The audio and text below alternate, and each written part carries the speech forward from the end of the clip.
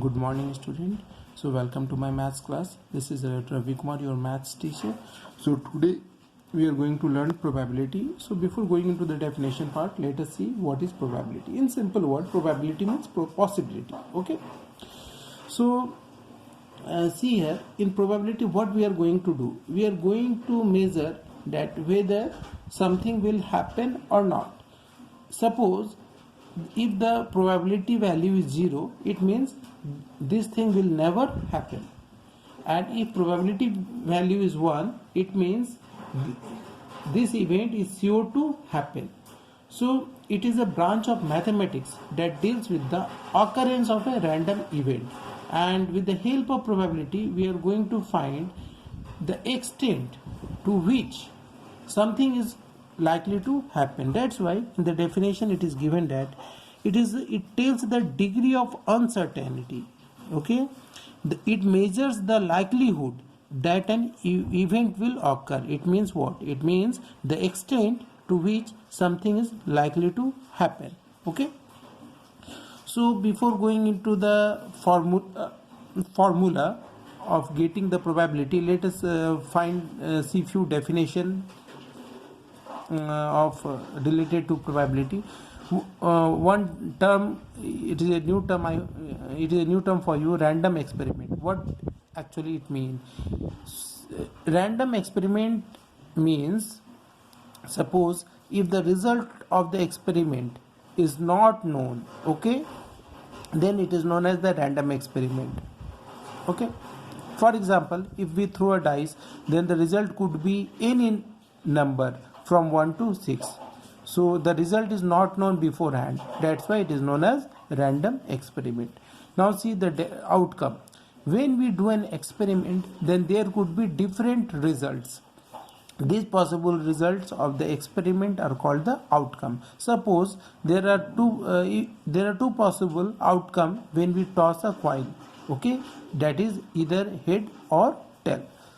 So this is the outcome. Outcome is the result which I am getting by doing any experiment. Now see equally likely outcome.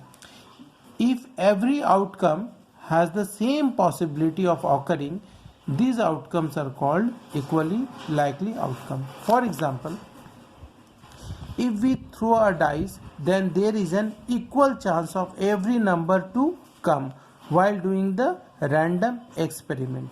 Okay, that is getting 1, 2, 3, 4 and so on. Now see how to calculate the probability. For getting the probability, on the numerator part I have to keep the number of chances for a particular outcome, and in the denominator part I have to keep the total number of outcome. Suppose, take one example, then it will be more clear to you. What is the chance of getting 3 when we throw a dice? Suppose I am throwing a dice, then what is the probability or possibility of getting a 3? Now see, on a dice, what is the total number depicted? It is 6. So the total number of outcome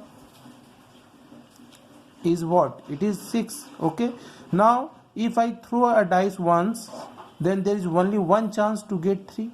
Okay, that is the number of chances for a particular outcome. So number of chances for getting 3 is what? It is 1 in a single throw. Okay, so the probability of getting 3 is number of chances by total number of outcomes. So number of chances of getting 3 is 1 and the total outcome is 6. Okay, now see another example I am taking. Suppose, what is the event of getting odd number when we throw a dice? Now see, in dice, again tell me what is the total number of outcome? It is 6.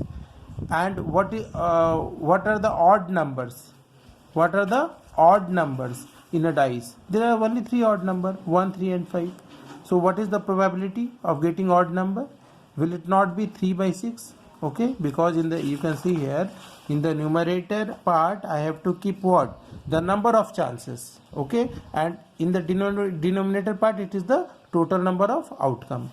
So what is the event yes, what is the in the numerator section, what is this part? Yes, what is the yes, number of chances. What is the number of chances here?